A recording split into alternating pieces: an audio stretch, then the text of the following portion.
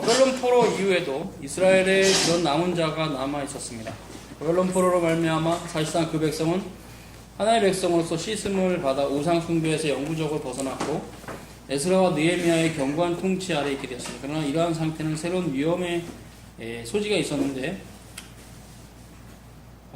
거기 줄을 치세요. 율법의 조문만을 맹목적으로 탐구하고 옛 언약의 본질과 정신에 대해서는 전혀 관심을 두지 않는 성경과 관련한 스콜라주의가 발전되었고 바르세파, 사두개파, 에세네파 등의 분파들이 일어나서 신적인 계시를 임의적으로 다루어 영적 이스라엘을 육체적 이스라엘로 대치시켜버린 것입니다. 아주 바빈과 잘 본 거예요. 그럼에도 불구하고 말라기와 세례 요한 사이에 400년 동안 그 백성에 대한 하나님의 인도하심은 계속되었고 바벨론 포로 이후 이스라엘은 다시는 완전한 정치적 독립을 누리지 못하게 됩니다. 주변의 열강들이 차례로 팔레스타인을 침략해서 메대, 파사, 마게도니아와 애굽, 수리아와 로마에 속국이 됩니다. 그 백성은 자기 땅에서 종의 상태로 있었던 것입니다. 그러나 이런 정치적 예속 상태는 다소간 유익이 되기도 했는데 이스라엘이 자기 자신의 성격과 부르심에 대해 더욱더 생각하기 시작했고 신적인 계시를 영적으로 소유하고 있다는 것에 대한 다시 한번 자부심을 가졌고 이를 자신의 고유한 특권으로 생각하였고 그 계시를 모으고 보존하는 일에 최대한의 관심을 기울입니다. 그래서 BC 2세기죠. BC 2세기에서는 70인경이 번역되는 즉 히브리어 성경을 보고 헬라어 성경으로 번역했던 그런 놀라운 역사가 있었죠. 더욱이 자신의 영적인 특권에 대한 이런 일식이 이스라엘에게 더욱 절실해져서 그들의 성격이 형성된 것은 물론 모진 박해 아래서도 민족적 독립성을 유지할 수 있게 되었습니다. 이스라엘은 세상의 그 어떤 다른 민족보다 고통을 받았고 억압을 받았습니다. 팔레스타인 내에서나 바깥에서나 이스라엘은 그 자신의 모습을 유지했고 그들의 구약 성경은 이방인들의 모든 지혜를 모은 것보다 더 풍성한 보배였습니다. 참 이런 부분들에 여러분이 이해가 바빙크의 이런 이해에 충분히 이렇게 공감이 되는 형태가 돼야 됩니다. 이방인의 모든 지혜를 모은 것보다 더 풍성한 보배다. 이스라엘은 예루살렘을 수도로 삼은 구체적인 사회를 이루었고 회당을 통해서 우상을 섬기는 민족들에게 형상이나 제단이 없고 희생제사와 제사장 제도가 없는 종교의 광경을 보여주었다. 그들은 어디서나 이스라엘의 하나님의 하나의 신과 순결하심을 선포했고 민족들에게 복이 될 영광스러운 미래에 대한 지울 수 없는 소망을 가슴에 품습니다. 이스라엘은 이교도들 가운데 있게 될 기독교 세계에서 길을 열어놓고 그 내부에 하나님의 은혜로 말미암아 수많은 신실한 백성들이 보존되었고 시몬과 안나 등 많은 이들이 이스라엘의 구속을 조용히 기다하며 기다리고 있었습니다. 주님의 모친 마리아는 이 성도들 가운데 가장 영광스러운 신뢰였고 이스라엘이 그녀를 통하여 그 최종의 운명을 이루게 됩니다. 즉 어린아이 같은 믿음으로 하나님의 최고의 계시를 받아 그것을 지키는 주의 여정이오니 말씀대로 내게 이루어진다. 이런 형태의 이제 천사들의 역사가 그 당시에 특별 계시가 직접적으로 있었으니까 쓰던 것인데 이제 우리가 이제 이런 부분에서 이제 포커스로 봐야 될 부분이 더 중요하기 때문에 이런 흐름 들어가서 우리가 봐야 될 것은 하나님의 말씀이 세상의 모든 지혜보다 더 높다라는 부분에 대해서 여러분이 그것이 여러분의 어떤 그런 마음에 맞다라고 드는 형태까지 하나님 말씀에 대한 수준들이 높아져야 됩니다. 이런 부분들이 그럴까? 이렇게 생각하면 그만큼 그 사람은 하나님 말씀이 엄청나게 박약한 사람입니다. 없다시피 한 사람입니다. 실제 이런 것들이 공감이 되고 맞다. 진짜 맞지. 세상에 어떤 사상이 우리 하나님 말씀보다 더 위대라는 게 이런 그냥 남이 하니까 선동을 받아서 이렇게 하는 게 아니라 내가 지금 그런 식견이 있어서 고백하는 형태가 돼야 돼요. 그러니까 여러분이 하나님 말씀을 부단히 많이 좀 알아야 됩니다. 상당히 이게 맞아요. 실질적으로 우리가 이제 이런 형태는 우리가 아테네에서 전도했던 바울의 전도가 결정적인데 그때 바울과 아테네 철학자들과 대화를 했어요. 에피쿠로스 학파와 스토아 학파였어요. 계속 대화를 했는데 결론은 어떻게 났냐면 우리가 바울을 이길 수 없다. 결국 진리에 있어서 바울의 가르침이 더 우세했다는 것이 증명이 되었고 결국 바울이 그들을 이겼어요. 진리와 관련해서. 그러니까 바울의 가르침이 진리라는 거죠. 그래서 그분들이 이제 바울을 청빙합니다. 이제 우리 철학원에 와서 좀 강의를 해주세요. 그래서 이제 자기들끼리 말할 때는 말을 바꿉니다. 말쟁이라고. 자기들이 말이 안 되니까. 이런 형태는 우리가 우리식으로 이해를 해야 되는데, 바울이 진리와 관련해서 스토아 철학자와 에피쿠로스 철학자들을 이겼다는 거죠. 그 당시 최첨단의 학문의 대가들을 바울은 이겼습니다. 왜요? 바울의 복음이 그들의 철학보다 더 합리적이고 높았기 때문이죠. 더 진리에 그들이 보기에도 가까웠기 때문에 그런 부분들이 우리가 역사를 보면서 하나님 말씀에 대한 그 높은 의미에 대해서 상당히 여러분이 많이 사색을 해야 됩니다. 그렇지 않으면 그럼 우리가 다 여기서 뭐 모든 교인들이 박사학위 받고 뭐 철학 박사나 문학 박사나 내지는 뭐 자연과학 쪽에 뭐 박사들은 아닙니다. 그렇지라도 각자 세상에서 뭐 듣고 본 게 있기 때문에 그 세상이 어느 정도 뭐 과학 문명이 발달한 걸 알아요. 우리가 박사들처럼 깊게는 여러분이 모르지만, 근데 그럴 때 항상 하나님의 말씀으로 그것이 항상 하위 개념이라는 거, 이것에 대해서 확정하지 못하는 형태를 아직도 하나님 아는 지식이 굉장히 박약한 겁니다. 원래 하나님 말씀이 충만하면 세상의 어떤 학문도 하나님 말씀보다 높지 않다는 게 확인이 되고, 자기 안에서 또 불신자가 이렇게 들어올 때 나에게 자연스럽게 잘 온유하고 겸손하게 얘기를 해줘서 그 사람들로 하여금 더 이상 할 말을 못하게 하는 그런 형태가 되게 돼 있어요. 그만큼 안 된다는 것은 하나님의 말씀이 없다는 거예요. 그래서 이렇게 세상의 모든 역사 문화를 우리가 뭐 철학자만큼 많이 몰라도 그 흐름들은 대충 보면서 한계를 깨닫고 하나님께 돌아가는 이런 하나님 말씀에 대한 포괄적인 식견이 굉장히 중요합니다. 그런 얘기는 이제 어떤 그 정도로 얘기하고 이제 본론으로 돌아갔을 때 결국 이제 주전 6세기에 그리스 신화에서 그리스 철학이 나옵니다. 그래서 어떤 면에서 철학자들은 신화로부터 이제 형성되는 어떤 그런 사상이 있는데, 그때 이제 결론적으로 얘기해서 대표적으로는 소크라테스와 플라토와 아리스토텔레스죠. 이 세 분의 철학자가 그리스 철학에서 매우 중요하고, 이분들의 전과 이분들의 후로 그리스 철학이 나눠진다 할 정도로 상당히 이분들의 전통에 후대 철학은 서 있어요. 스토아나 이런 에피쿠로스도 전혀 이분들의 가르침으로부터 완전히 벗어난 건 아니에요. 근데 중요한 것은 결국 이 신화에서부터 나온 철학이 신화를 극복했어요.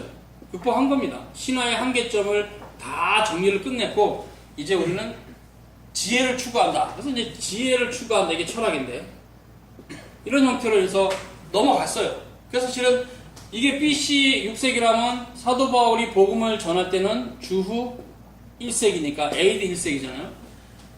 그럼 한 600년의 역사가 흘러가잖아요. 근데 이런 형태로 봤을 때 바울의 복음은 그리스 신화를 극복한 헬라의 철학, 즉 지혜를 이겼어요. 우리식으로 표현하면 이제 신학이 철학을 이긴 거예요. 이런 역사는 계속적으로 가는데 아쉬운 것은 신학의 몰락을 통해서 이런 역사가 결국 중세가 끝났을 때는 사라진다는 거예요. 정리를 다시 하면 주 1세기의 바울의 복음으로 신학이 철학을 이겼어요. 그리고 그 이후부터는 중세 1000년의 역사는 항상 철학은 신학의 신여였어요. 신여. 항상 신학을 설명하는데 부분적으로만 의미가 있고 별로 의미가 없었어요. 이런 형태가 있다가 결국은 이제 종교개혁이 일어나서 개혁주의 신학이 정립이 됐고 17세기까지, 그리고 르네상스 이후에 데카르트가 일어나면서 이제 세상 철학도 발전을 합니다. 지금은 이제 신학과 철학이 서로 대화할 수 없는 큰 한계를 보았어요. 그러나 그전에는 그걸 보지 못하고 신학과 철학이 믹싱이 되면서 파괴됐죠. 그러나 어찌됐건 바울 시대에는 바울의 복음이 철학을 이겼어요. 아테네에서 있었던 그 사건인데, 그래서 바울의 복음이 어떻게 철학을 이겼는지를 여러 번 이제 하나님 말씀으로 확인이 되면 왜 하나님 말씀이 얼마나 소중하고 높은가를 알게 돼요. 이런 부분들이 상당히 지금 계속적으로 논의가 되고 드러나고 이게 가르치는 형태가 분명히 한국에서는 있어야 돼요. 하나님의 말씀이 세상의 어떤 지혜보다 높다는 것을. 그래서 바울이 하나님의 미련한 것이, 그러니까 이게 헬라어 언어에서는 그렇게 꼭 되는 건 아니지만 한국에서는 하나님의 미련한 것이 세상의 지혜로운 것보다 더 지혜롭다. 이런 의미는 하나님의 지혜로운 것은 우리가 알 수도 없어요. 얼마나 하나님이 높으신 분이고 그 지혜로우심은 몰라요. 그렇기 때문에 이런 형태로서 항상 계시된 지식, 그것이 하나님께서 우리에게 낮춰주신 하나님의 미련한 것이에요. 우리가 보고 있는 성경 말씀은 하나님의 미련한 것. 이렇게 우리가 이해하기 힘든 이 책이 하나님께는 미련하구나. 하나님의 지혜가 얼마나 높은지 아시죠? 이 하나님의 미련한 것이 세상의 지혜보다 높다고 바울이 얘기했어요. 이런 것도 여러분 그냥 머릿속으로 이해되잖아요. 바울의 말이니까. 근데 그게 이제 가슴으로 느껴져야 돼요. 맞다는 게. 그래야지 이제 하나님 말씀이 들어가는 겁니다. 그게 목사님, 그거 바울이 한 말이니까 머릿속으로 이해가 되는데 가슴속 깊이 느껴지지는 않네요. 그러면 하나님 말씀이 없는 사람. 아니면 조금 있든가 거의 없다고 보면 좋아요. 왜냐면 그게 절실하게 느껴지고 당연히 하나님 말씀이 세상의 지혜보다 높지 이렇게 되게 돼 있어요. 하나님 말씀 충만해져 가면. 그러니까 이제 이런 부분에 있어서 청년들이 가야 될 길이 멀고 험합니다. 하나님 말씀을 그렇게 여러분이 만만하게 접근할 수 있는 게 아니에요. 하나님의 은혜가 있어야 되고, 두 번째는 자신이 주님의 십자가 지고 주님을 따라가야 돼요. 우리 구주 예수 그리스도를 따라가야만 이게 알 수 있는 지식이 바로 노티티아 데이입니다.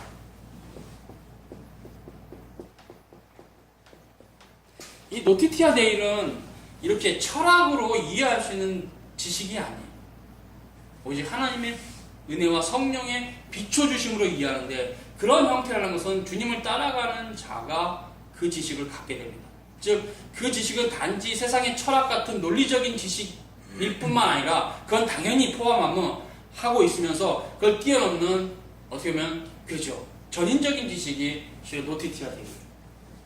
하나님 아는 지식은 그래서 항상 내가 그리스도를 따라간다, 이 개념이 항상 같이 가는, 이런 부분에 있어서 나는 이제 지식만 따먹고 예수님은 안 따라가, 그러면 그 사람은 하나님 말씀이 절대로 들어가지 않습니다. 왜냐하면 그런 마음 자체가 이미 하나님이 버린 유기자의 마음입니다. 참으로 주께 선택받은 신자는 주님을 따라갑니다. 우리 구주 예수 그리스도를 따라갑니다. 세상에 아무리 좋은 것이 있고 나를 유혹해도 주님보다 사랑할 수 없다, 이런 자세가 딱 잡혀있는 사람, 그런 사람만이 진리를 따라갈 수 있고 진리를 이해할 수 있고, 왜 신학이 철학보다 높은지를 이해할 수 있어요. 그렇게 주님을 따라가지 않는 자는 그 신학이 왜 철학보다 높은지 절대 모릅니다. 왜 복음이 세상의 학문을 다 깨물 수 있는 능력인지 절대 모를 겁니다. 평생. 주님을 따라가는 사람, 사도 바울처럼, 사도 베드로처럼, 12제자처럼 우리 주님을 따라가는 사람만이 왜 세상의 어떤 지혜도 복음을 이길 수 없다는 걸 확실하게 알아서 흔들리지 않아요. 그러니까 주님을 사랑하는 마음이 없는 사람은 절대로 왜 신학이 철학보다 높고 복음이 왜 세상을 이길 수 있는지 모릅니다. 그러니까 그냥 그걸 모르니까 오늘날 씨랄랄랄라 이게면 뭐 세상을 이기는 것처럼 못 이겨요. 하나님 말씀으로만 세상을 이길 수 있어요. 여러분, 하나님 말씀을 삼아요. 정말 삼아야 돼요. 그래서 하나님 말씀을 여러분이 얼마나 많이 삼아야 되고, 그런 부분에 있어서는 함께 청년들은 어려서부터 그렇게 연단을 받고 자랐어야 되는데 그러지 못했기 때문에 여러분에게 남은 시간이 별로 많지 않다는 거예요. 하나님께 돌아가시고 물리적인 시간은 별로 중요하지 않아요. 내가 지금 하나님과 동행하는 그 시간만이 영원한 시간이에요. 그래서 영생은 유일하신 참 하나님과 그가 보내신 자 예수 그리스도를 아는 것, 노티티아 데이예요. 이런 형태라는 것은 결국 삶의 지식이라고 볼 수 있죠. 단지 그렇게 체계로만 얻을 수 있는 지식이 아니라 그걸 뛰어넘어서 신적 계시 가운데 우리가 주님을 사랑하는 마음으로 알게 되는 복음이죠. 그래서 이 노티티아 데이는 결국 복음입니다. 복음. 그래서 이 노티티아 데이가 풍성해 가면 이제 철학책을 읽어도 한계를 느낄 수 있어요. 그게 이런 얘기를 하는구나. 그것은 철학 박사가 돼야만 철학을 극복하는 게 아니라 복음으로 철학을 이길 수가 있습니다. 물론 그 형태는 본인이 얼마나 하나님 앞에 헌신적으로 나아가냐에 달려있어요. 근데 그렇지 않으면 세상 지식 우리가 못 이깁니다.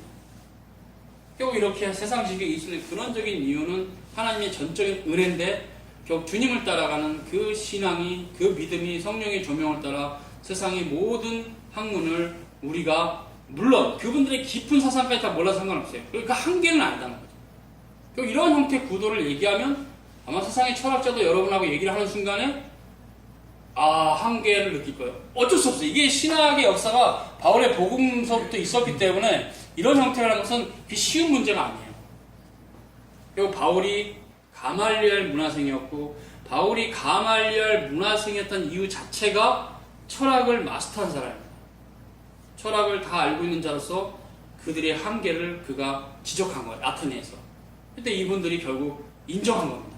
스토아 학자하고 에피쿠로스 학자들. 이런 형태라서 이제 우리가 해서 복음이 무엇이냐, 주님께서 이 땅에 오신 그 의미가 무엇인가를 계속 묵상을 해야 됩니다. 예수님께서 이 땅에 오셔서 십자가에 지시고 부활하신 이 사건, 이거 행위 계신데요.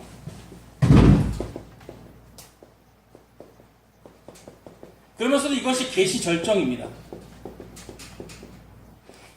이게 무엇인가? 이거를 우리는 사색해야 됩니다. 즉 시편 1편 2절처럼 으르렁거려야 됩니다. 이후에 씨름해야 돼. 하나님 말씀이죠. 주님께서 이 땅에 십자가에 지시고 부활하신 의미가 뭘까? 첫째는. 둘째는 그것이 나하고 무슨 상관이 있고 나는 왜 그걸 알아야 되는가? 이것을 이제 말씀을 통해서 알아가기 시작하면 삶의 방향들이 분명히 하나님께로 결정이 될 것입니다. 그때 이제 그 정도 됐을 때 나타나는 현상, 항상 끝없는 갈등이 있어요. 내가 주님을 따라가야 되느냐, 세상을 따라가야 되느냐. 세상 따라가면 안락하고 좋고, 주님 따라가면 춥고 배고플 수 있고. 그때 주님을 따라가는 사람은 주님을 더 알아갈 것이고, 세상을 따라가는 사람은 거기서 하나님을 아는 지식이 멈출 것입니다. 그래서 주님을 아는 지식은 항상 이 단계들이 있어요. 지식을 하나님께서 넣어주시고 지식이 들어가면 시험을 하십니다. 너가 나를 따라올래? 세상을 따라갈래? 이 상황에서 순수하게 어린아이와 같은 마음으로 주님을 따라가지 않으면 바로 세상으로 갑니다. 그 사람. 그럼 결국 거기서 지식이 딱 멈춰요. 더 이상은 지식이 심화되지 않아요. 그런 형태의 삶이 우리가 늘 앞으로 여러분이 지식이 깊어지면 닥칠 고난이고 그래서 믿음으로 극복하는 신앙이 된다면 우리가 사도를 따라가는 자가 될 것이고 또 그렇죠. 누군가는 또 그런 가르침을 소중히 여기는 신자들이 있을 때 가르쳐 줄 수 있을 거예요. 그래서 이 노티티아 데이는 단지 그렇게 학문으로서만 존재하는 그런 지식이 아니라 그건 포함하지만 그걸 뛰어넘어서 그리스도의 십자가를 따라가는 십자가의 지식입니다. 그래서 보혈의 지식이고 그리스도의 지식이죠. 그러니까 이것은 주님께서 우리에게 알려주시는 건데 이런 형태가 포괄적이다 보니까 제가 지금 이렇게 설명을 좀 이렇게 다각도로 하는 겁니다. 그러니까 어쨌든 처음 얘기한 대로 이런 지식이 합리성이 없는 지식이 아니기 때문에 일단 이 지식을 알아가는 첫 자세는 합리성이에요. 이게 뭘까? 고민을 해야 돼요. 그래서 지식 자체가 체계가 형성돼야 돼요. 두 번째는 이 체계라는 것은 항상 순종을 요구하기 때문에 신자들에게 결국 이 순종까지 나아갈 때 이제 자기 것이 되는 거예요. 하나님 말씀에 순종한 것만큼만 여러분의 것이에요. 순종하지 않으면 나도 옛날에 들어봤다. 그 정도로 끝나요. 그래서 지식의 발전 없고 나도 옛날에 들어봤다. 항상 그래요. 이렇게 옛날에 기독교왕이 한 번 읽은 사람 지금은 이제 전혀 기독교왕에 상관없이 하는 사람 그러면 나도 한 번 정도 기독교왕을 읽어봤다. 그런 사람들은 그 지식이 자기 안에 순종으로 나타나지 않고 세상으로 나가버렸기 때문에 결국 그것이 옛날이여가 되는 거예요. 하나님 말씀이 옛날이여가 되면 안 돼요. 늘 지금 현재적으로 내 안에서 역동하면서 나를 다스리는 말씀이 돼야 돼요. 이런 부분들이 굉장히 큰 싸움들이에요. 실은 여러분도 있고 저도 있고 다 있어요. 이게 과거로 돌려지는 형태의 유혹이 항상 있습니다. 이제 나도 좀 이 정도 공부했으니까 다 때려치고 이제 돈이나 벌자 이런 식으로 유혹을 받을 수가 있어요. 누구든지 나도 어쨌든 이런 모임에 와서 좀 굴러봤다. 그래서 대부분 다 하나님 말씀이 없어요. 옛날에. 그래서 여러분이 접해보지 않아서 이제 이게 처음이시는데 이걸 오히려 이제 신학을 좀 일찍 하고 이런 사람들은 이걸 다 접한 사람들이 있어요. 저는 이제 만나는 사람들이 많이 성직자니까. 그러면 옛날이여를 외치는 성직자들 되게 많습니다. 나도 신학교 다닐 때 이러면서 왕년에 신학교 다닐 때 칼빈 책 좀 읽어봤어. 전혀 칼빈 신학이 없어요. 그분들. 얘기는 안 하고 왜 그렇겠어요? 하나님 말씀은 아는 만큼 순종하고 또 순종한 만큼 신앙이 자라면서 지식이 풍성해지는데 이런 씨줄과 나줄, 씨줄과 날줄 이렇게 이런 씨줄과 날줄 이런 형태가 없는 거죠. 지식이 있고 말씀에 순종이 있고 지식 있고 순종 있고 지식이 순종 있고 이렇게 해서 하나의 방석이 만들어지는 퀼트처럼 이런 형태가 아니고 그냥 쭉 가다가 이건 싫은 거야. 왜? 말씀이 가면 순종을 요구해. 순종은 싫어. 말씀은 알고 싶은데 순종은 싫어. 그러면 퀼트가 안 되죠. 그래서 방석이 안 만들어져요. 그래서 말씀과 순종을 항상 같이 가는 거기 때문에 여러분이 하나님에 대한 지식을 알아갈 때 계속 그런 부분들을 계속 고민해야 돼요. 내가 말씀을 올바로 아는가? 첫째는. 둘째는 순종하려는 마음이 있는가? 이런 부분들. 굉장히 그 유혹을 받거든요. 왜냐하면 사람은 누구나 내 편한 대로 살고 싶지 하나님 뜻대로 살기 싫어요. 이게 인간의 본성입니다.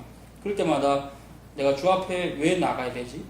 내가 왜 주님을 더 사모하게 되는 것이? 이 원인이 뭘까를 늘 알면서 주님이 나를 구원하셨지. 이게 답이 나와야 돼요. 주님이 나를 구원하셨지. 그래서 십자가의 그 사랑, 그리스도의 보혈의 공로는 신학의 핵심입니다. 기독교 신학의 핵심. 뼈대와 같은 거. 그래서 그 그리스도의 죽으심과 부활에 대한 의미를 모르는 사람은 기독교 신학이 정립이 안 됩니다. 사변적으로 스코틀랜드 제2신앙고백 읽어봤어 나. 하이델베르크 한번 읽어봤어. 이런 사람은 있을 수 있으나 하나님이 어떠한 분인가를 알지는 못해. 그런 형태가. 그래서 잡다한 신학 저서가 자기를 구원하지 못해. 그래서 여러분은 우리 죄를 위해서 죽으신 주님의 큰 사랑을 알아야 돼요. 그걸 깨달아야 돼요. 왜 주님이 죽으셨지? 부활하셨지? 그게 나랑 어떤 관계예요? 그러므로 1세기에 유대인들이 그리스도를 십자가에 못 박았었어. 할 때 바로 그 자리에 실존적으로 믿음으로 나도 있었다. 그래서 내가 주님을 십자가에 못 박은 죄입니다. 이걸 여러분은 가슴속 깊이 느껴야 됩니다. 그래야만 개혁주 신학이 정립이 돼요. 그래서 주님이 나를 위해 죽으셨고 그럼 나는 어떻게 살아야 되는가? 죽으시고 부활하신 주님 앞에서 사도들의 가르침을 따라 살아야 된다. 전권을 사도들이 맡겼고 그분들이 성경을 썼기 때문에 신과 성경도 산다는 얘기. 이런 형태의 이제 싸움도 여러 번 안에 일어나면서 이것들이 이제 계속 정리가 돼가면 기독교 신학이 정리가 됩니다. 삼일체 하나님은 어떤 하나님이냐? 성경이 계시한 하나님인데 그런 형태는 결국 교부들이 얼마나 주님을 사랑했고 주님 한 분밖에 없었던 그런 삶 가운데 산출된 신학이거든요. 그리고 16세기 종교개혁의 신학이라는 것은 역사로 보면 알지만 그 로마 카톨릭의 거대한 위력 앞에서 끝까지 생명을 걸고 진리를 사수하다가 형성된 신학이거든요. 근데 그분들의 삶은 다 빼버리고 그분들의 신학 저서를 100만 읽어도 신학이 형성이 안 됩니다. 칼빈의 신학이 형성 안 돼요. 개혁주 신학이 형성 안 됩니다. 퓨리탄의 신학 형성 안 됩니다. 그렇기 때문에 여러분이 하나님의 말씀과 그 말씀을 살아가려는 이 자세, 실줄과 날줄 이런 형태는 끝없이 우리 가운데 고민이고 우리의 그 영적 싸움을 이끌어오는 어떤 동인이고 끝없이 싸워야 돼. 말씀으로 그냥 계속 말씀으로 싸워야 돼. 그거 굉장히 힘든 일입니다. 그냥 이제 우리를 자랑할 수 없는 이유 중에 하나는 주님이 우리 죄를 위해서 죽으셨다. 그리고 부활하셨다. 주님이 승리하셨기 때문에 우리도 승리할 수 있을 줄 믿는다. 그 믿음으로 우리가 나가는 거지 우리의 선행으로 나가는 건 아니에요. 그래서 이 싸움은 성격이 자기 자랑으로 가지 않고 하나님께 영광으로 가고 자기 공로로 가지 않고 자기 의로 가지 않고 주님의 의, 하나님 나라의 의와 주님의 공로로 가는 거예요. 그래서 개혁주 신학을 제대로만 알고 있는 사람이라면 겸손해지지 않을 수가 없습니다. 개혁주 신학 공부하고 나서 목이 고다졌다. 개혁주 신학 책을 몇 번 읽었더니 세상에 자기밖에 옳은 사람이 없다고 생각하더라. 그 사람은 아직 개혁주 신학을 모르는 사람이에요. 개혁주 신학을 알아갈수록 내가 주님에 대해서 아는 게 별로 없다. 더 많이 알아갈수록 주님, 제가 주님을 정말 너무 모르는 사람인데 이렇게 겸손해져요. 여러분은 하나님의 말씀을 더 사모하셔야 합니다. 솔직히 사도들이 봤던 그 하나님의 거룩한 계시에 대한 이런 부분들은 참 많이 몰라요. 지금 시대에 많은 교인들이 참 많이 몰라요. 정말 몰라요. 이거를 부분적으로 자기 칙으로는 해석을 하지만 이 흐름들이 정말 하나님 나라를 향해서 계속 그 전진하는 하나님 나라를 향해서 나아가는 교회의 그런 승리하는 교회 영광된 그런 모습들은 제가 만나본 많은 교회들 거의 몰라요. 하나님의 교회는 지금도 영광스럽고 앞으로도 영광스럽습니다. 눈에 보이는 걸로 볼 수 있는 게 아니에요. 하나님의 교회의 영광은 하나님의 말씀으로만 이해가 돼요. 왜? 교회는 그리스도의 몸이기 때문에. 몸과 머리가 분리될 수 있나요? 없죠. 그러니까 주님이 영광스러우시면 교회도 영광스러운 겁니다. 그러나 여러분이 보는 교회는 가시적 교회니까 실망스러울 겁니다. 영광의 주님은 항상 이기십니다. 세상. 진리는 항상 세상을 이깁니다. 다만 보는 자가 어둡기 때문에 영광의 주님 못 보니까 지금 눈에 보이는 교회로 인해 실망할 뿐이에요. 우리는 주님의 교회를 사랑하며 교회를 세워가며 그것이 하나님 나라의 의미와 관련해서 이해가 돼야 돼요. 말씀으로. 그런 형태가 이제 굉장히 있는데, 그런 형태 여러분 이제 묵상하시기 바랍니다. 이런 흐름들 제가 이제 얘기를 하는 겁니다. 그래서 돌아갑시다. 그래서, 거기 보니까 이런 형태는 상당히 의미가 있다. 이런 형태는, 아까 바비큐 얘기한 이런 것들은, 넘어가고, 특별히 계속 더 갈게요. 이렇게 해서 구약의 전체가 거의 줄치세요. 그리스도에게 집중된다. 그쵸? 구약의 계시는 무조건 그리스도예요. 그러니까 이제 창세기에 이미 아담과 하와가 창조될 때부터 그리스도와 교회에 대한 표상이 있었고, 그리고 아브라함의 언약이 세워졌을 때부터 그런 의미가 더 분명하게 드러났고, 다윗 언약을 통해서 선지자들이 왔을 때 더 분명하게 드러났으면서 결국은 그리스도가 오셨을 때 이런 모든 예언의 실체로서 그리스도가 우리 죄에서 십자가에 죽으시고 벌하시는 거예요.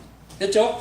새로운 율법이나 교리나 제도가 아니라 그리스도께 집중이 되는 것이다. 그렇죠. 새로운 율법 없습니다. 모세오경이 완결된 율법이에요. 새로운 율법 없어요. 오히려 이후의 기록들은 모세오경에 대한 해설서라 해도 과언이 아닐 정도로 그죠. 새로운 율법은 없어요. 새로운 교리도 없습니다. 모세오경 안에 성삼일체 하나님에 대한 교리도 다 있고 다 있습니다. 새로운 제도가 아니에요. 그리스도가 모든 것의 결론이에요. 그분이야말로 하나님의 계시의 완성이다. 인자이신 그리스도야말로 하나님의 독생하신 아들이시다. 구약과 신약의 관계는 율법과 복음의 관계와 같은 것이 아니다. 중요합니다. 오히려 그것은 약속과 거기가 중요합니다. 성취의 관계예요. 구약과 신약을 율법과 복음으로 보면 안 됩니다. 물론 율법 시대, 복음 시대라는 말을 쓸 수 있으나 실은 약속과 성취 관계죠. 그림자와 몸의 관계요, 형상과 실체의 관계요, 흔들리는 것과 흔들리지 않는 것의 관계요, 종 노릇과 자유의 관계다. 그리고 그리스도께서 구약 계시의 진정한 콘텐츠이심으로 그는 새 언약의 경륜에 있어서 머릿돌이고 면류관이시다. 율법의 성취고 모든 의의 성취고 모든 약속, 이는 그리스도 안에서 예가 되고 아멘이 되는 성취다. 이제 그의 피로 세워지는 새 언약의 성취다. 그의 피로 세워지는. 그래서 이것은 성찬식과 연결됩니다. 또 묵상을 많이 하세요. 이런 말을 딱 던질 때 이스라엘 백성 그 자체가 그 모든 역사와 직분과 제도들과 그 성전과 그 제단과 그 희생제사와 의식들과 그 예언과 시와 지혜의 가르침과 더불어 그리스도 안에서 그 목표를 이루며 목적을 성취하는 것이다. 멋진 말이에요. 그리스도께서는 그 모든 것들의 성취시다. 그의 인격과 나타나심에서 그러하시며, 이건 행위 계시죠. 그 다음에서 그의 말씀과 또 행위에서, 그러니까 그의 탄생과 생애가, 이건 행위 계십니다. 죽으신가 부활 다 생애 계시죠. 그러나 그가 산상본에서 말씀하신 것은 이제 이렇게 말로 하신 계시죠. 그의 성천과 하나님의 우편, 그러니까 예수님의 삶 전체가 계십니다. 그러므로 그가 나타나셔서 그의 사역을 마친 이후에는 하나님의 계시가 더 늘어나거나 확충되었었다고 중요합니다. 이제 예수님이 죽으시고 부활하셔서 그것을 해설하고 해석하고 글을 썼던 사도들의 글 이외에는 하나님 말씀은 없습니다. 이거 명심해야 됩니다. 여러분 마음 안에 팍 박아놔야 돼요. 그래서 이단들의 공격을 이깁니다. 지금도 신을 받대는 둥, 그래서 그 신으로부터 계시를 받았다는 둥 이런 소리 하면 안녕하세요, 잘 가세요 그러시면 됩니다. 대화를 해서 이기시면 좋지만 시간 낭비죠. 이겨도 그 사람이 주님께 돌아오면 좋은데 씩씩거리면서 갈 테니까 그냥 그러세요. 화내기 싫으니까 안 싸울래요. 그러면 그냥 보내야 되고, 한번 그 사람 화내게 만들고 싶으면 열심히 싸워서 이기시면 되고. 그래서 결국은 사도들의 디다케, 사도들의 교리, 사도들의 가르침, 신약 성경 27권으로 이제 더 이상 하나님 말씀은 nothing. It is not. 없다. 명심하시기 바랍니다. 자꾸 지금 새롭게 계시를 있다고 말하는 신사도 운동하는 그런 쓰레기 종교 집단들이 있는데 절대 가까이 하시면 안 됩니다. 잘 노세요. 열심히 하나님 찾으시고 잘못된 데서 하나님을 찾는 거지 같은 집단이죠. 절대로 계시는 다시 없습니다. 신구약 성경에 이미 종결되었고 이제는 하나님의 말씀, 신구약 성경을 살피면 그 안에서 충분히 하나님 나라가 보이는 형태가 되는 겁니다. 이런 부분들이 참 정리가 안 돼갖고 계속 이렇게 뭔가 체험을 했다는 사람한테 한국의 교인들은 되게 약한 것 같아요. 내가 진짜 신을 봤다니까 그러면 그래? 그리고 쫓아가요. 절대 안 됩니다. 절대 믿으시면 안 되고 그냥 성경을 붙잡고 사면 돼요. 그래서 웨슬리 신앙고백은 성경 안에서 말씀하시는 성령께서 모든 교회의 최종적인 저지먼트, 심판자다 이렇게 했던 겁니다. 그래서 정리합시다. 그러면 그가 나타나서 그의 사역을 마치는 하나님의 계시가 더 늘어나거나 확충될 수 없다. 우리 사도들의 증거로 명확히 해명되었고 이제는 모든 민족에게 선포되는 것이다. 그 계시가 완전해졌으므로 이제는 그 내용이 인류 전체가 소유될 때가 온 것이다. 지금이죠. 여러분 생각해 보세요. 다윗 시대에 로마서가 있었을까요? 당연히 없었죠. 다윗 시대에 이사야서가 있었을까요? 당연히 없었죠.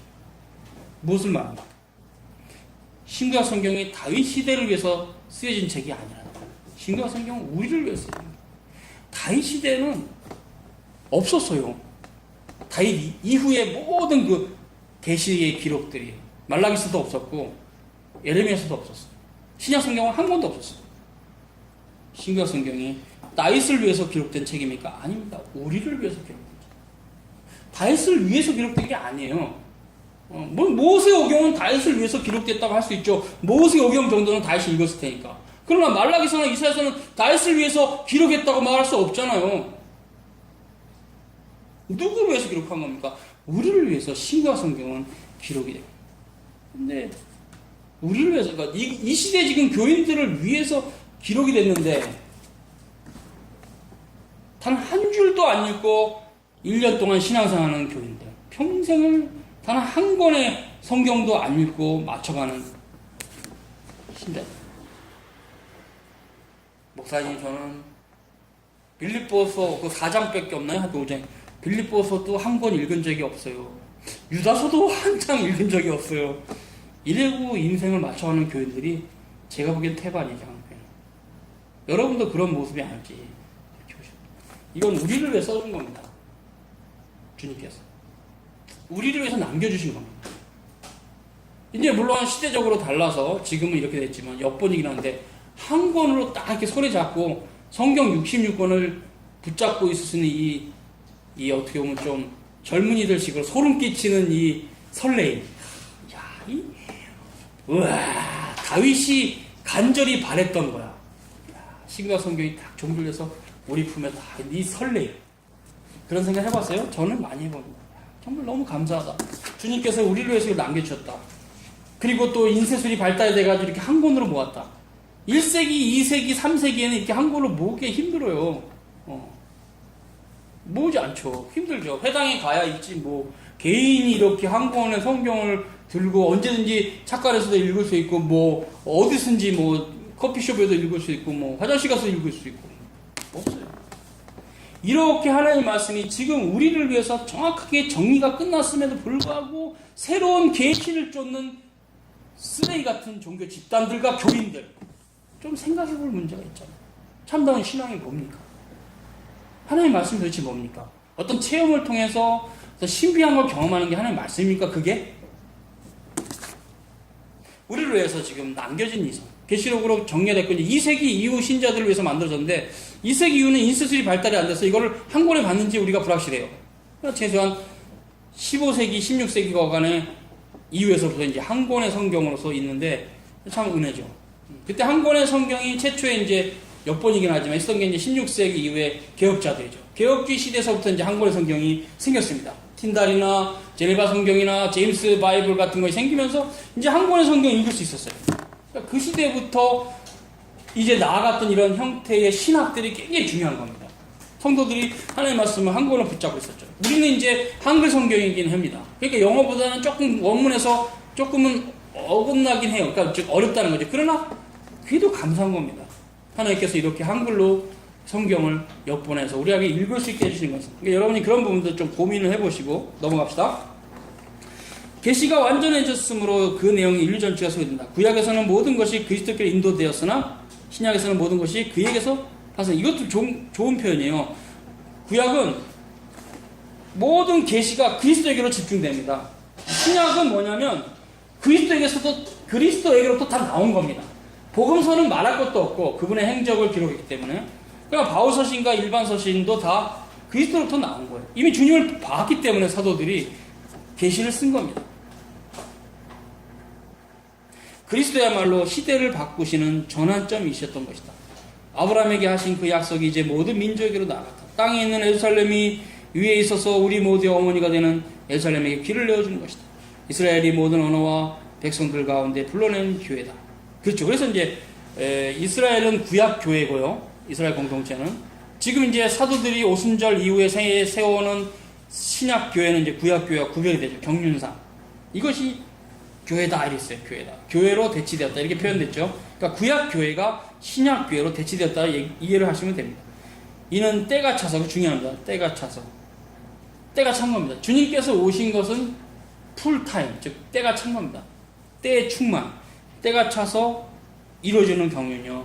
중간에 막힌 담이 허물어지고, 이것은 뭘 의미하냐면 이방인의 구원까지 이제 퍼져가는 거죠. 유대인과 이방인이 세 사람이 되어 모두가 한 머리신 그리스도 아래서 함께 모이는 경륜인 것이다. 그리고 이 경륜은 이방인의 충만한 수가 들어올 때까지 계속된다. 그리스도께서 그의 교회를 모으시고 그의 신부를 예비하시고 그의 나라를 이루시면 그가 그것을 아버지께 드려서 하나님이 만유 가운데 만유가 되시게 하실 것이다. 내가 내 하나님 되고 너가 내 백성이 되리라. 바로 이것이 그 약속의 내용이다. 그런데 이 약속이 과거에도 계셨고 지금도 계시고 장차 계실 그리스도 안에서 그로 말미암아 새 예루살렘에서 완전히 성취된다. 여러분이 뭐 듣는 분이 많지 않지만 저는 얘기합니다. 하나님 말씀을 사모하지 않는다는 것은 참 교회 와서 인생 낭비하는 사람입니다. 뭐 재미있겠죠. 교회 행사하면 재미있겠죠. 뭘 하던 간요. 바자회도 하고 재미있겠죠. 뭘 하든 뭐 운동을 하든 뭐 재미가 있겠지만 아무 쓸모없는 생의 낭비입니다. 돈만 많으면 그 시간에 골프 치시게 나요. 주님의 교회는 그분의 말씀을 드러내고 그분의 말씀으로 즐거워하고 그분의 말씀으로 동행하는 것이 주님의 교회입니다. 잔뜩 쓰잘데기 없는 교회 행사를 모아가지고 인간의 즐거움을 극대화돼 하나님의 말씀은 너무나 박약해서 이것을 찔러도 들어본 적 없는데요. 저걸 찔러도 들어본 적 없는데요. 뭐 들어본 게 뭐 있어? 아무것도 없는데요. 이렇게 되어버려요. 왜 하나님의 말씀 뭐 들어본 게 하나도 없는 뭐 하자는 겁니까, 이 교회? 이런 말씀들을 깊이 묵상하면서 성경으로 돌아가야 될 텐데, 그래도 모자랄 시간에 지금 뭘 하고 있는 것인지 전 모르겠어요. 우리는 주님의 말씀으로 돌아가야 돼요. 이제 머리 맞대고 주님을 알아가는 삶이 있어야 됩니다. 인생은 그렇게 생각보다 길지 않습니다. 여러분 자신을 위해서 사시면 그냥 세월은 갑니다. 우리 자신을 위해서 살 시간도 모자랍니다. 인생은 짧아서. 여러분 자신을 위해서 사시면 그냥 하나님은 그냥 유기된 자로서 그냥 그렇게 가라는 거예요. 세상 사람들이 그렇게 사는 거거든요. 자기 자신을 살고. 우리는 주를 위해서 살아야 되죠. 솔리 데오 글로리아.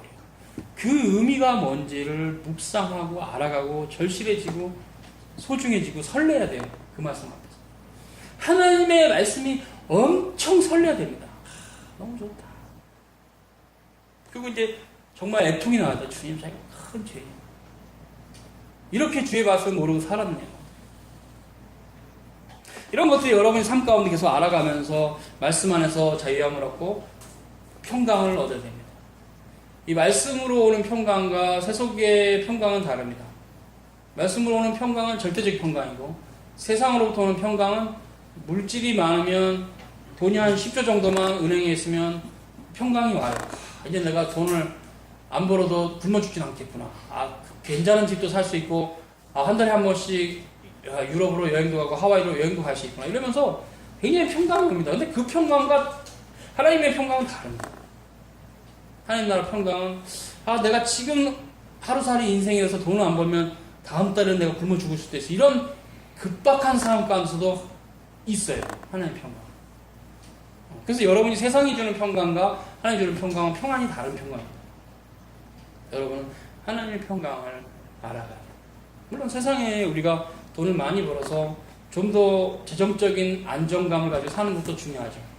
근데 그렇게 사는 사람이 있다면 교인이 하나님께서 그 사람에게 준 것이 뭔지 아십니까? 너가 먹고 쓰고 남은 건 다 주님 앞에 바쳐. 그거예요. 헌금에 올립니다. 하나님 제가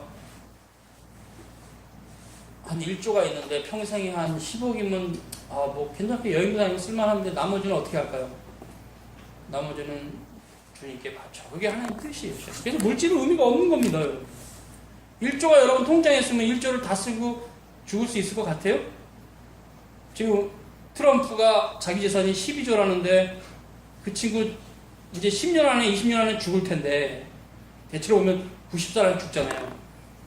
다 쓰고 죽을까요? 12조로. 그러면 하루에 얼마 쓸지 아시죠? 다 쓰고 못 죽습니다. 그것은 그 돈 자체가 그에게 지향인 것이죠. 본인은 몰라요. 돈이 많으니까 얼마나 자기가 부패한 죄인일 수 있다는 거죠.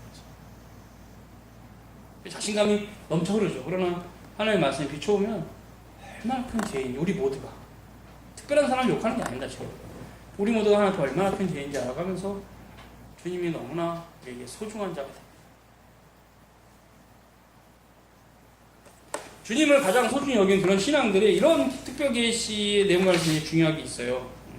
그래서 한 30분의 내용 끝났는데 시간도 많이 안 갔으므로 성경을 좀 들어가다 마칠게요. 108페이지 7장입니다. 이제 앞부분은 무조건 줄치세요. 일반 계시든 특별 계시든 모든 계시에 대한 우리의 지식은, 신자의 지식은 성경으로부터 온다. 중요한 개념.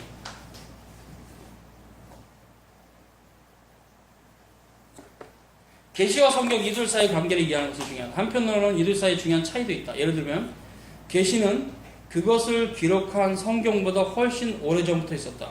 이해되죠? 모세 이전에도 계시가 있었고 아브라함 때 기록은 없었으나 성경은 없었죠. 아브라함 때. 그 계시는 후에 글로 기록된 것보다 훨씬 콘텐츠가 많다. 분량이 많죠. 예수님이 하신 말씀이 얼마나 많겠어요. 기록 자체는 엄청 적죠. 선지자의 글들도 예컨대 아모스 같은 선지자의 글을 보면 그것들이 당시 사람들에게 입으로 말한 내용의 짧은 요약 정도밖에 안 되는 경우다. 또한 구약의 선지자들과 신약의 사도들 중에 아무런 기록을 남기지 않은 사람들도 많다. 그러나 그들도 모두 특별 계시의 통로였습니다. 뿐만 아니라 예수님에 대해서도 그가 행하신 일이 너무 많아서 만약 낱낱이 기록을 한다면 이 세상에 그분의 행적을 기록할 종이도 부족하고 잉크도 없다. 그래서 하늘을 두루마기 삼고 바다를 먹물로 삼아 그런 얘기 찬송이 있지만 맞죠. 요한복음 20장 30절과 21장 25절을 인용한 거죠. 하나님께서는 선지자들과 사도들이 글을 쓰는 동안 그 전에는 알지 못하고 따로 다른 사람에게 사전에 전하지 않은 내용들을 계시하기도 했습니다. 예를 들어 사도 요한이 반모섬에서 미래에 관해서 받은 계시가 이에 해당합니다. 성경은 계시 그 자체가 아니에요. 줄치세요. 계시의 묘사요, 기록으로서 그것을 통해서 계시를 알 수 있는 겁니다. 성경을 계시의 기록이라 할 때 또 다른 오류를 범하지 않도록 경계해야 됩니다. 계시와 성경을 구별할 뿐 아니라 그 둘을 서로 분리시키고 격리시켜도 안 된다는 얘기예요. 하나님이 성경보다 앞서서 계시에서 특별한 방식으로 활동하셨음을 인정합니다. 그러나 그 계시를 기록하는 일은 전적으로 그것을 기록하는 사람들에게 맡겨졌고 따라서 그 기록하는 일은 하나님의 특별 섭리의 경계 바깥에 이루어졌다고 주장하는 것입니다. 이렇게 되면 성경은 계시의 기록이나 하나 우연적이며 결함이 있는 기록이 되어버린다. 이 신학은 칼 바르트의 신학입니다. 잘못된 신학이죠. 그렇게 되면 결국 우리가 큰 어려움을 무릅쓰고 성경을 일일이 조사하여 그 중에 어떤 부분이 특별 계시에 속하고 어떤 부분이 거기에 속하지 않은 것을 가려내야 되는데 이렇게 되면 하나님의 말씀과 성경을 서로 구별하게 되는 것이 되어서 성경이 하나님의 말씀이 아니라 하나님의 말씀이 성경 속에 포함되어 있다는 표현이 되게 됩니다. 이 문제는 심각하죠. 성경에 오류가 있다고 말하게 되면, 성경 기록에 오류가 있다고 말하게 되면, 어디가 오류가 있고 어디가 오류가 있지 않는 것을 내가 판단한다는 것이 되는데 이거 말도 안 되죠. 성경은 한자 한자도 율법의 1.1획도 어그러짐이 없고 나의 말하고 예수님 말씀하신 그대로, 그걸 우리가 포괄적으로 해석하면 성경 1.1획도 인간이 쓴 게 아니라 궁극적으로 하나님이 쓰신 겁니다. 성령님이 1차 저자입니다. 기록자들은 유저 영감도 있고 그냥 이렇게 받아 써라 기기자 영감도 있죠. 모세가 하나님께 계시를 받아 씁니다. 하나님께 쓰라 그랬어요. 서판에 쓰라. 이런 형태가 있기 때문에 이런 형태가 다양하게 있어도 결론은 한 가지라는 거죠. 뭐냐? 결국 하나님이 성경의 1차 저자. 그때 이것은 축자 영감입니다. 이런 부분은 상당히 우리가 고민해야 돼요. 그래서 이제 그렇고 넘어갑시다. 그냥 이 문제를 이렇게 보는 것 자체가 별로 개연성이 없다. 왜냐하면 말씀과 성경 관계를 매우 기계적으로 해석하는 건 분명하다. 하나님께서는 특별 계시를, 이 계시는 아브라함의 자손에 주어진 것이나 그리스도에서 혼인을 수치인 옮기사 주고자 하실 때 그 순결한 상태로 그들을 보존하고, 그죠? 그 순결한 상태를 그들을 보존하고 그 계시를 모든 사람이 접하도록 하기 위해서 특별한 조치를 취한 것이 기록 계시로서 성경이라는 거예요. 기록된 말씀은 입으로 발설된 말씀과 다음과 같은 점에서 차이가 있다. 기록된 말씀은 공중으로 사라지지 않고 계속 살아있다. 그것은 구전처럼 거짓으로 꾸밀 수가 없고, 말씀을 듣는 몇몇 사람들에게만 주어지지 않고 그 전해지는 범위가 제한이 없으며 땅끝까지로 모든 사람들에게 전파할 수 있다. 우리가 이건 좋게 이해할 수 있네요. 연극과 영화의 차이. 영화는 배우들이 움직이는 것을 화면으로 찍어서 수없이 복사해서 나눌 수 있으니까 수만 명이 보지만, 연극은 극장에 갈 수 있는 50명이 모인다. 그럼 50명만 갈 수 있는 극장에서 생생한 배우들의 연기를 보기 때문에, 뭐 뮤지컬 같은 거 보면 그러니까 더 재밌잖아요. 비싸기도 하고. 그러나 영화처럼 끝없이 복사는 안 되잖아요. 그죠? 그게 그때 임한 계시와 기록 계시의 차이입니다. 영화와 연극이 좋겠네요.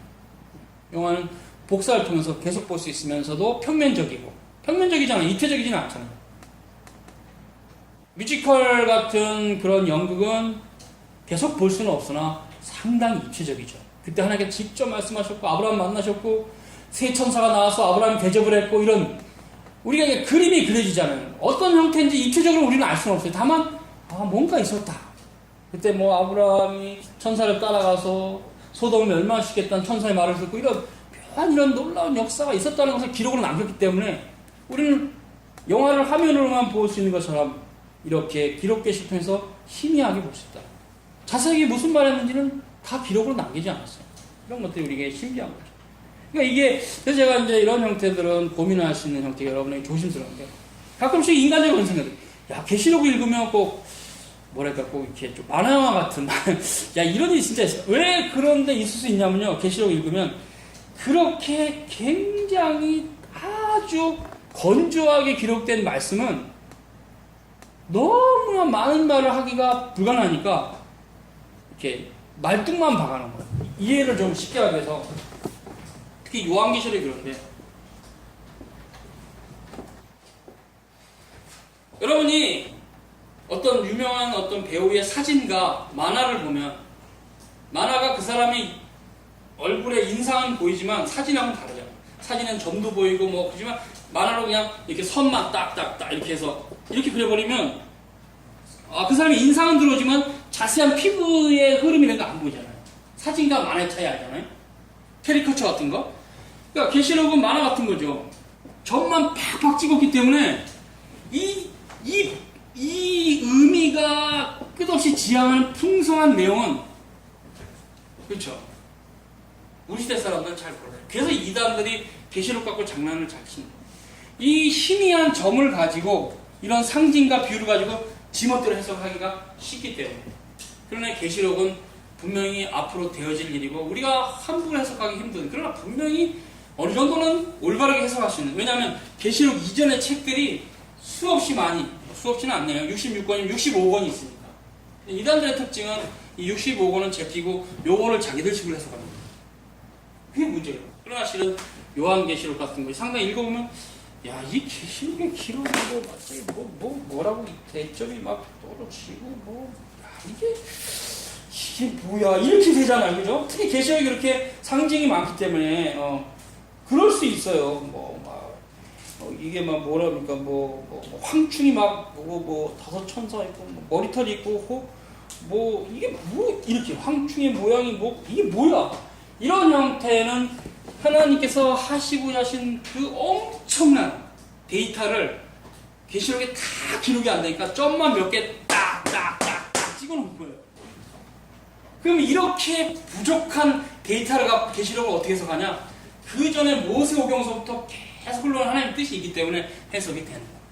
이단들의 특징은 이걸 버리고 이걸 해석하니까. 그러니까 이런 형태, 즉 우리가 이제 또 다시 교리 얘기를 하죠. 창세기부터 계시록까지 전체를 포괄하는 교리가 중요한 이유가 그 성경을 볼 때 여기서부터 계속 흘러오는 역사 가운데 역사의 마지막에 어떤 정점을 찍을지가 보이는데 성경을 올바로 해석하면 이단들은 그 전의 역사를 다 띄워버리고 지식이 약하니까 무식하고 굳세지 못한 자들이니까 요것만 자기들 식으로 해석한 거예요. 심한 거예요. 하나님의 말씀은 통짜로 이해를 해요. 창세기부터 계시록까지 통짜로 이해를 해요. 통짜로 이해를 해요. 그러니까 그런 것들은 결국 그 사전 지식으로서 교리가 반드시, 정통 교리가 반드시 있어요. 그때 하나님 말씀이 이렇게 쉽게 이해되는 형태가 아닌데, 물론 그러나 참된 신자들은 그것을 이해할 수 있습니다. 부분적으로라도 제대로 이해해요. 거의 이제 잘못된 교리를 이해하는 형태는 하나님의 조명이 없었다라고 볼 수뿐이 없어요. 그렇지 않고서는 몬타누스가 자신이 성령이라 그런 헛소리를 할 수가 없고, 신천지 누가 지가 하나님이라 그런 헛소리를 할 수가 없죠. 하나님 버리신 거죠. 그래서 이제 우리가 이런 형태 안에서 분명히 볼 수 있는 것들은 결국 성경은 굉장히 심오하고 이해하기 쉽지 않고, 그러나 그래서 역사 속에 축적된 정통 교리, 축적된 지식, 그것이 굉장히 소중하고 그런 것들을 잘 살펴서 성경을 통째로 볼 수 있는 안목을 갖고 하나님의 나라가 계속 마지막에 어디를 향해서 가는지에 대해서 뒷 본문들과 충돌이 안 되고 조화를 이루는 형태로 해석이 돼야 이게 이제 성경을 제대로 해석이 되는 형태가 되는 거죠. 그렇기 때문에 교리가 항상 중요해요. 왜? 교리는 창세기서부터 계시록까지 어긋나는 게 없어요. 가장 대표적인 게 삼일체 교리. 삼일체 하나님은 창세기 1장 1절서부터 계시록 마지막 장까지 변함없이 어제나 오늘이나 동일하신 하나님. 예수 그리스도에 대한 교리, 기독론 마찬가지죠. 하나님의 절대 주권으로 은혜 받는다는 구원론 마찬가지. 교회론 종말론, 모든 교리는, 정통 교리는 다 창세기 1장서부터 계시록 마지막 장까지 다 어플리케이션이 되는, 경륜의 차이는 있지만 다 어플리케이션이 되는 교리가 되는 것이죠. 이런 형태의 세대주의는 문제예요. 아까 잠깐 얘기했지만 세대주의는 구약을 다 버려버렸어요. 구약은 이신칭의 교리가 아니래. 그건 잘못된 겁니다. 그 자체가 잘못된 교리예요. 경륜의 차이로 보고 가지 않고 본질의 차이로 보면서 구약은 율법으로 구원받고 신약은 복음으로 구원받는다, 이런 식의 얘기를 하는 거죠. 그러면 이신칭의 교리는 예수님 이후부터만 적용이 된다, 이렇게 됩니다. 그러면 삼일체 하나님도 예수님 이후부터만 적용이 되냐? 그럼 니네들은 영지주의자예요. 교리는, 그러니까 웨슬리 신앙고백 얘기해요. 웨슬리 신앙고백은 1장 1절서부터 마지막 33장까지 성경 전체를 포괄하지 신약의 교리가 아니에요. 정리됐죠, 여러분? 그래서 교리가 어떤 의미인지 배워가는 겁니다. 교리는 바로 성경의 창세기 1장 1절서부터 요한계시록 마지막 장까지를 포괄하는 거지 신약 성경의 교리가 아니라는 거예요. 삼일체 하나님은 구약의 하나님도 되고 신약의 하나님, 이신칭의 교리는 구약의 교리도 되고 신약의 하나님. 이런 부분들이 상당히 가르쳐지지 않으므로 많은 신자들이 지금 이단들의 이런 허탄한 공교, 계시록 자체가 상당히 점을 찍어서 이렇게 굉장히 상징과 다른 본보다 상당히 유난히 난해한 면이 있는 것인데, 그럴지라도 해석이 안 되는 건 아니에요. 건전하게 해석이 됩니다. 이런 부분이 있었던 것은 이제 아무래도 이런 뒤에 있는 모든 성경의 흐름들을 알았을 때, 그런 부분들은 굉장히 많은 학문적인 노력과 그런 수고가 요구가 되는데, 이단들의 특징은 굉장히 무식하고 굳세지 못하다는 데 있어요. 베드로 말이 맞아요. 이단들의 특징은 무식하고 굳세지 못합니다. 뭐 제대로 알지도 못하면서 한 본문을 갖고 그냥 쫙 자기식으로 해석해서 이것이 옳다. 그럼 그것도 모르는 교인들을 다 데리고 가는 거예요. 정통 교인들을 다 이단들 데리고 가는 거예요. 교인이라는 하는 사람들도 하나님 말씀을 사모하지 않으니까 그런 이단의 교리는 잘 빠지되 하나님 말씀은 알아가는 게 긴 시간이 걸리니까 이게 이 노고가 싫은 거야. 이 수고가. 당연히 해야 됩니다. 이 어려움과 아픔, 고통, 이해, 자기가 평소에 배운 세상적인 지식, 내려놓은 하나님 말씀 알아감, 이런 훈련들이 계속 되는 것이 수없이 반복이 돼야만 하나님 말씀 단 한 절을 올바로 이해할 수 있을까.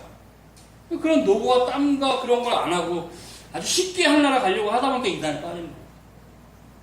그래서 주님께서 나의 길은 좁은 길이고 돌밭이고 혁잡에서 찾는 이가 적을 것이다. 맞습니다. 진리의 길은 그만큼 주님이 가신 길을 따라가는, 이렇게 뒷집 딱 지고 멍하게 앉아서 나한테 귀에 쏙쏙 들어오는 말만 해주십시오, 이런 형태는 거의 진리가 아니에요.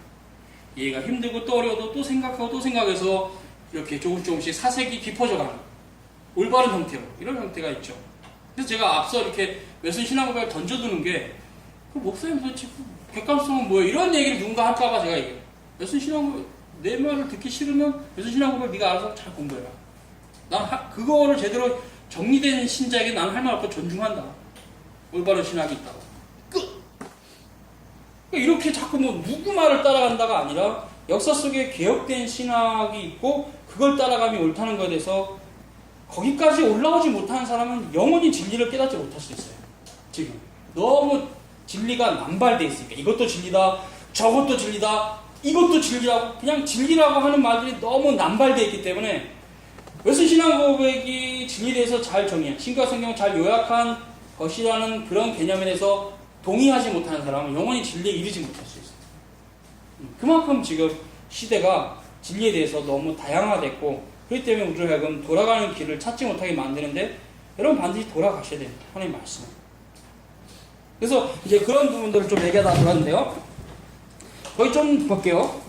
성경은 성경 그 자체가 하나님의 말씀이기도 하다는 것을 거듭 매우 강력하게 선언하고, 성경은 그보다 앞서는 계시와 구별하는 건 사실이지만 그렇다고 해서 그 계시와 분리해서는 안 된다. 성경은 계시에 덧붙여진 인간적이며 우연적이며 임의적인 결함 있는 보조물이 아니라 그 자체가 계시를 구성하는, 사실상 성경이야말로 줄치세요, 계시의 성취요 모퉁이 돌이요 관석인 것이다. 그죠? 그래서 결국 이제 성경의, 이제 그건 제가 좀 쉽게 좀 풀어볼게요. 자, 계시는 성경보다 범위가 넓습니다. 이제 주후 1세기 사도 요한 여기다 써놓을게요. 계시는 성경보다 범위가 넓어요. 특별히 이제 아브라함 언약부터만 시작해도, 아브라함 시대부터 그 전에도 있었지만 계시가 있었고, 이삭, 야곱, 모세, 다윗, 선지자들이 있을 때 계시는 엄청나게 넓어요. 굉장히 넓어요. 이 중에서 하나님께서 우리를 위해서 필요한 것만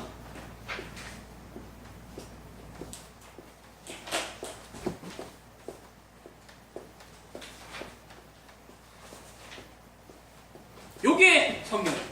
그러니까 보세요. 요게 분량이 요 정도밖에 안 돼요. 이게 다 계시라, 이게 다 특별 계시라면 그 중에 성경은 특별 계시였습니다. 성경은 그 중에 아주 지극히 일부를 모아서 후대를 위해서, 그게 일단 구약은 39권. 랍비들도 인정, 우리도 인정하고 유대 랍비들도 인정한 39권. 손을 더럽히는 책, 정경이죠. 성경. 신약은 27권, 3부 27, 66권만이 신구약 성경이에요. 도빗, 유딧 이런 거 외경은 성경이 아니에요. 그래서 이제 특별계시의 기록으로서 이렇게 아주 미세한 분량을 모은 것도 39권이에요. 우리 입장에서는 굉장히 큰 분량이지만 1500년의 역사 동안에 모아놓은 기록 중에서는 그 당시 하나님께서 얼마나 자세하게 역사하셨는데 굉장히 적은 거죠. 그리고 예수님의 3년 공생에만 해도 수없이 많은 병자를 고치셨고 가르침이 있었으나 뭐 비유하고 산상부원하고 몇 군데 외에는 주님의 가르치심은 굉장히 작죠. 그죠? 얼마나 많은 말씀을 하셨겠어요? 뭐 예를 들면 같이 잠을 주무셨을 거 아닙니까? 사도들하고, 12사도하고, 제자들하고, 12사도죠, 나중에. 그분들한테 무슨 말씀하셔도 하나님 나라에 대해서 말씀하실 텐데, 그거 다 기록에 남기지 않았어요. 기록에 남아있지 않아요. 마태, 마가, 누가, 요한복음으로 충족합니다. 더 필요 없어요. 우리는. 그래서 주님, 성경은 뭐냐? 특별 계시 중에서 후대 교회를 위해서 하나님께서 남겨주신 기록 계시. 그래서 단도직입적으로 2세기 이후부터는 2세기죠. 특별 계시는 뭐냐? 성경. 정리됐죠? 2세기 이후부터는 이제 특별 계시는 성경 외에 없습니다. 그러니까 지금 계속 신사도 운동하는 애들이 계속 계시를 얘기해. 뭐 오늘 아침에 기도했더니 하나님의 계시가 있었다. 걔네들 도대체 무슨 소리가 하는 거야? 그러니까 이런 계시 개념에 안 잡힌 신자들을 확 따라가요. 아, 저분이 계시를 받는 사람이네. 아, 신앙이 높구나. 아우, 당신의 계시를 얘기해 주세요. 또 어떤 사람은 또 오림교에서 어떤 친구는 또 계시를 받아서 나는 기록도 해놨다. 나의 책을 사라. 67권의 성경이 들었어요. 아, 내가 그래갖고, 야, 그 어떤 목사님이 저 친구 목사님 꼭 같이 보자고 심각하다 그래서 봤죠. 아, 진짜 너무 힘들었어요. 안 보고 싶었는데 나 그런 거 별로 안 좋아하는데 그래서 보자고. 지금 우리 시대 이거 청년들이 좋아한다고. 청년들이 이야기해서 봐야 된다. 아우, 진짜, 아우. 어떤 날은 주님이 안 내려오신대. 그러면, 아, 주님이 바쁘신가? 요즘 안 바쁘시네? 이런 식으로. 할 날에 일이 많지. 오른께 사람 많잖아요. 근데 거기 지금 기록된 거를 또 판매를 하더라고요. 아, 나는 이 계시를 기록했다. 거기까지 나가면 이제 장난이 아니었어. 거기 지금 몇만 명이 모이는 교회잖아요. 왜가 있을까요? 난 모르겠어. 그리고는 뭐 하나님이 없다고 자기들이 하나님 찾지도 않으면서 화장실에서 똥을 먹으면서 부패를 찾는 그런 바보들. 그러면서 교회는 똥이야, 멍똥이야. 역사를 좀 봐. 그렇지 않아? 사도시대나 종교개 시대 보면 그렇진 않은데 네가 똥만 봤겠지. 참 아쉬워요. 하나님의 말씀이 부요하고 우리가 상상할 수 없습니다. 여러분은 실은 일평생 신자로서는 다 알 수도 없어요. 목사도 다 모릅니다. 2세기서부터 지금까지 하나님의 말씀이 축적된 지식들을, 문헌들을 다 뒤진다면 그걸 뒤질 수 있는 사람이 아무도 없습니다. 이 세상에. 2000년의 역사였잖아요. 여러분 교부들의 책 중에서 몇 권을 읽어봤어요? 제대로. 번역된 것도 몇 권 없어요. 0.01%도 한국에 번역이 안 됐어요. 교부들의 글이. 이레오스나 터툴리안이나 뭐 크리소스토머스나 뭐 힐라리오스나 제롬이나 어거스틴 책 한글로 번역된 거 1%도 안 돼요. 여러분이 그거 다 읽을 겁니까? 하나님 제대로 알기 위해서? 평생 하나님 알아가도 다 몰라요. 우리는. 그렇기 때문에 교회가 교리를 만들고 이거라도 교인들은 알려줘야지. 교인들 생업에 종사해야 되는데 뭐 신학자들처럼 맨날 성경 못 써. 교리도 안 따라가면 성경으로 못 돌아갑니다. 그래서 그런 축적된 지식들은 목회자들의 몫이고 신학자와 목회자들의 몫이고 교인들은 그 축적된 지식으로 선포하는 그런 교리에 기초한 말씀의 어떤 선포를 듣는 게 중요하겠죠. 여러분이 이제 교리를 얘기했으니까 교리는 이미 정리가 됐으니까 그걸 알아가면서 또 이해하는 게 중요해요. 그래서 결국 그런 축적 지식을 한 사람이 다 할 수도 없어요. 그런 것들을 다 버리면 안 되죠. 그렇게 되고 또 이후 종교개혁 시대는 또 엄청 많죠. 책들이 엄청 많은 그런 것들이 성경 해설서인데 다. 이게 다 성경 해설서입니다. 이런 것들을 무시하고 성경을 만들어 해석하면 이단입니다. 교부들의 신학을 무시하고 어거틴 신학을 무시하고 칼빈의 신학을 무시하고 베자의 신학을 무시하고 프랑스 개혁교회 신조를 무시하고 웨스트민스터 신학고백을 무시하고 항상 성경을 해석하면 이단입니다. 이런 부분들이 한국교회는 동의가 되는 형태가 너무 없다 보니까 지금 답이 없어요. 교리로 돌아가야 된다 그러면 분파주의자로 몰아갑니까? 실이 맞습니다. 하나님 말씀으로 돌아간다라는 그 의미는 그런 의미가 있어요. 그래서 이제 그런데요. 뭐 여기까지 합시다. 오늘 어디 했냐면 110페이지. 110페이지에 기도하고 마치죠. 질문은 기도 마치고 거룩한 주님 감사합니다. 오늘 주님의 은혜로 우리가 성경에 대해서 살폈습니다. 성경이 어떠한 책인지 이제 앞으로 바비큐의 글을 통해서 알아가기 원합니다. 주님께서 특별 계시와 성경의 관계를 또 사랑하는 우리 귀한 성도들이 깨달아가게 하시고 또 그 말씀을 더 사모하게 하십시오. 우리는 참으로 부족한 죄인이고 연약한 죄인이고 넘어질 뿐이 없는 죄인들입니다. 그러나 주님은 항상 우리를 붙들어 주시고 우리를 잡으러 이끌어 주신 분인 줄 믿습니다. 그 좋으신 주님을 찬송합니다. 우리에게 의가 있는 것도 아니요 공로가 있는 것도 아니요 자랑이 있는 것도 아니었고 우리 위에 십자가 주신 주님의 큰 사랑이 있사오니 그분의 보혈의 공로만 의지하고 나아갑니다. 사랑하는 성도들이 말씀을 사모하게 하십시오. 지금 때가 심히 어둠으로 주의 진리를 더 사모해야 될 줄 믿습니다. 어둠 가운데 별빛이 빛나는 것처럼 사랑하는 성도들이 진리를 찾지 않는 시대 가운데 진리를 찾음으로 별빛과 같이 빛나게 하여 주시옵소서. 그러고 주님께서 홀로 영광을 받으시길 바라고 예수님 이름으로 기도 올리옵나이다. 아멘.